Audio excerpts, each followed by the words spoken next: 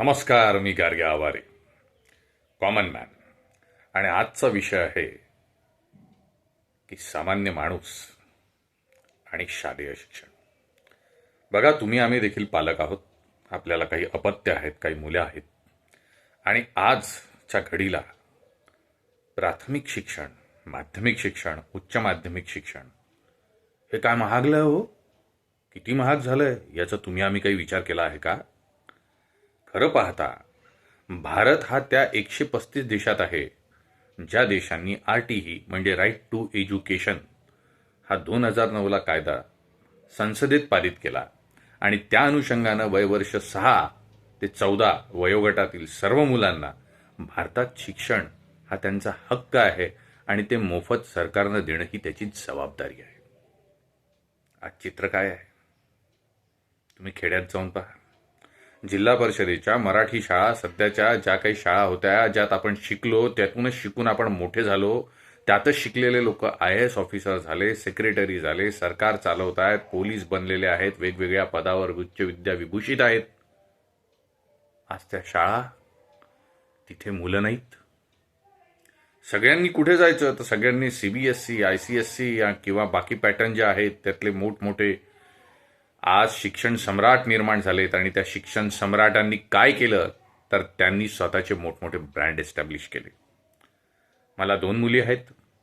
त्यांची जर 2 वर्षाची फी एकत्र केली तर माझं शिक्षण अक्षरशः बालक मंदिरापासून शेवटपर्यंत झालं.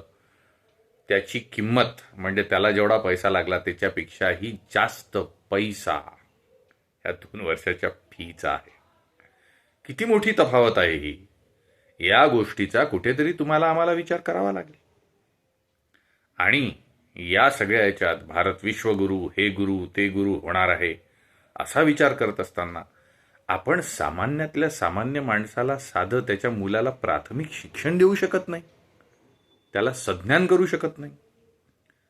बघा, कोणी असो, कोणीही पालक असो, तो रोजंदारी करणारा असो, माझ्यासारखा सामान्य मध्यमवर्गीय असो, कोणी असो, तो काय विचार करेल?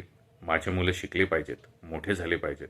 आणि त्यासाठी आपण वाटेल तो खर्च, स्वतःचं पोट आपण कापू. आपण स्वतःची स्वप्न पूर्ण करणार नाहीत, पण त्या मुलांची स्वप्न पूर्ण करू. असं सगळं चालू असताना, असं सगळं आपण करत असताना आपल्या एक गोष्ट लक्षात येते आहे की दिवसेंदिवस शिक्षण प्रचंड महाग होत चाललेलं आहे. मोठमोठ्या कॉर्पोरेट्सनी स्वतःच्या शाळा आता एस्टॅब्लिश केलेल्या आहेत. हा एक व्यवसाय झालेला आहे, हा एक धंदा झालेला आहे. आणि यातून प्रत्येकाला वाटेल ते भेटतच आहे. मोठमोठे खर्च, त्यांच्या बसेस, त्यांचे युनिफॉर्म्स, त्यांच्या गोष्टी, यातून सगळ्या गोष्टी अगदी म्हणतील तशाच निर्माण होतात अशातलाही भाग नाही. मग नेमकं होऊ काय घातलेलं आहे? आणि आपण जेवढा पैसा देतोय खरंच त्याचा रिटर्न तसा येतो आहे का? की केवळ सामाजिक प्रतिष्ठा जपण्यासाठी, नाही माझा मुलगा या शाळेत आहे बरं आणि माझा मुलगा त्या शाळेत आहे बरं, हे दाखवायसाठी आपण मुलांना आपल्या मोठमोठ्या ब्रँड्समध्ये किंवा त्या शाळांमध्ये घालतो आहोत. त्या शाळांमधून खरंच व्हॅल्यू फॉर मनी मिळते आहे का? आणि या व्यतिरिक्त जर आपण विचार केला तर असं जर होत असेल तर तिकडे ओस पडलेल्या मराठी शाळा, जिल्हा परिषदेच्या शाळेचं काय? तिथल्या शिक्षकांची अवस्था काय? तिथल्या विद्यार्थ्यांची अवस्था काय? शाळांना छतच नाही, पंखे नाही, विद्यार्थ्यांकरता मुतारी संडासाची उपलब्धता नाही, खिचडीचं आपलं एक वेगळंच गणित आहे. हा सगळ्या समस्या आहेत. आणि इकडे सरकार मशगूल आहे सत्तांतरासाठी, सत्तेसाठी, पॉवर गेमसाठी. अरे बाबा, उद्या एखादी पिढी जी निर्माण व्हायला पाहिजे, तुमच्यामुळे भारत नाही आहे, येणाऱ्या पिढीमुळे भारत राहणार आहे. आणि येणारी पिढी जर अशी गारद करत असाल, तुम्ही त्यांना शिक्षणापासून दूर ठेवत असाल, बाबासाहेब आंबेडकर म्हणायचे शिक्षण हे वाघिणीचं दूध आहे. आपण तेच त्यांना देत नाहीये. मग तो मुलगा घडेल कसा? ती मुलगी घडेल कशी? आणि शिक्षणावर काही थोडक्या लोकांचाच हक्क, हा कसला न्याय झाला? सामाजिक न्यायाच्या व्याख्येत तरी हे बसतं का? याचा तुम्हा मला विचार करावा लागेल. आज तुम्ही सत्तेत मशगूल आहात, पण उद्या ही जी पिढी शिकणार नाही, ही काय होईल हो? ही पिढी क्रिमिनल होईल, ही अवैध कामात गुंतेल, ही गुन्हेगारीकडे वळेल. आणि ही पिढी देश घडवणारी नसेल, देश विघातक कृत्य करणारी असेल. याच्यावर तुम्ही आम्ही विचार करायला पाहिजे.